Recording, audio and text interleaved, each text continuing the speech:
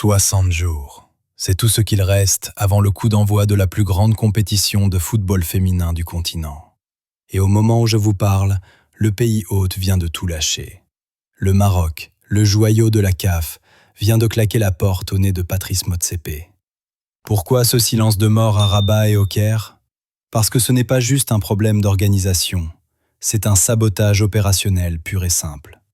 Bienvenue dans l'autopsie du plus gros scandale du football africain de la décennie. Tout commence par une bourde diplomatique, ou un leak parfaitement orchestré. C'est l'Afrique du Sud qui a balancé la bombe. Lors des Super League Awards, la vice-ministre des Sports a annoncé, comme si de rien n'était, que son pays allait reprendre le flambeau. Imaginez la tête des officiels au Caire. Pas de communiqué officiel du Maroc, pas de note de la CAF, juste une sortie médiatique venue de Pretoria qui met le feu aux poudres. L'Afrique du Sud joue sa partition. Ils brandissent l'héritage de 2010, mais posent des conditions de fer. Ils veulent l'aval financier total. Ils veulent que la CAF les supplie. On est en plein opportunisme politique, alors que le football féminin est en train de mourir à petit feu dans ce chaos administratif. Mais la vraie question, c'est pourquoi? Pourquoi le bon élève marocain, celui qui prêtait ses stades à tout le monde, décide soudainement de devenir le rebelle? La réponse est chirurgicale. Le Maroc en a marre d'être la serpillière de la Confédération. Regardez ce tirage au sort. Maroc, Algérie et Sénégal dans le même groupe. C'est une bombe à retardement géopolitique.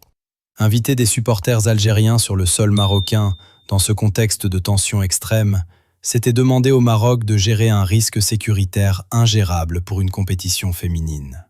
Ajoutez à cela le sentiment d'injustice après l'affaire Hakimi et les sanctions jugées disproportionnées par Rabat. Fouzi Lekja a dit stop. Le message est clair. Si vous ne respectez pas nos intérêts, ne comptez pas sur nos pelouses hybrides 5 étoiles.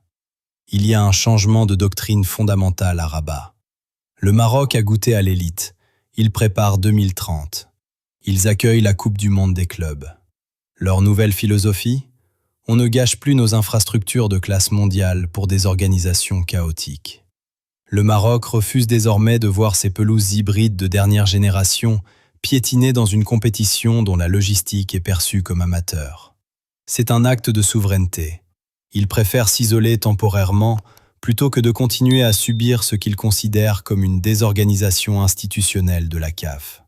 Le Royaume ne veut plus être le pompier de service d'une organisation qui semble naviguer à vue sans aucun respect pour ses partenaires majeurs.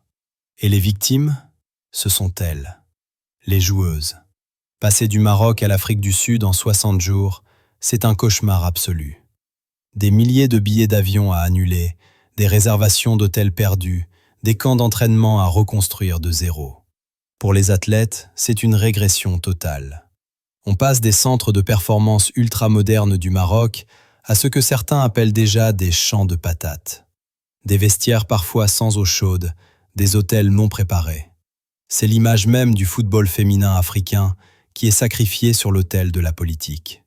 Comment peut-on demander à des sportifs de haut niveau de performer dans de telles conditions d'improvisation?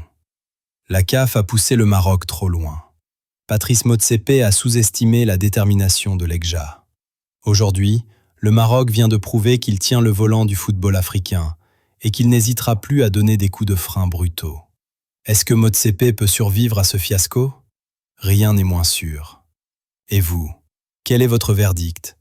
Le Maroc a-t-il raison de dire stop ou est-ce une trahison envers les joueuses? Dites-le moi en commentaire, je lis absolument tout. N'oubliez pas le pouce bleu si l'analyse vous a plu et surtout, abonnez-vous pour ne rien rater de ce feuilleton explosif. C'était votre dose d'expertise, on se retrouve très vite.